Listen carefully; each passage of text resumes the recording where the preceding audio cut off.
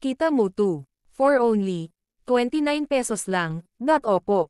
29 pesos may aesthetic, ka na pong lagayan ng mga seasonings mo. Press type seasonings bottle. For spice, salt, at MSG. Transparent glass bottle po ito, mga mi, at easy to see the contents. May large opening na, at easy to refill na din po.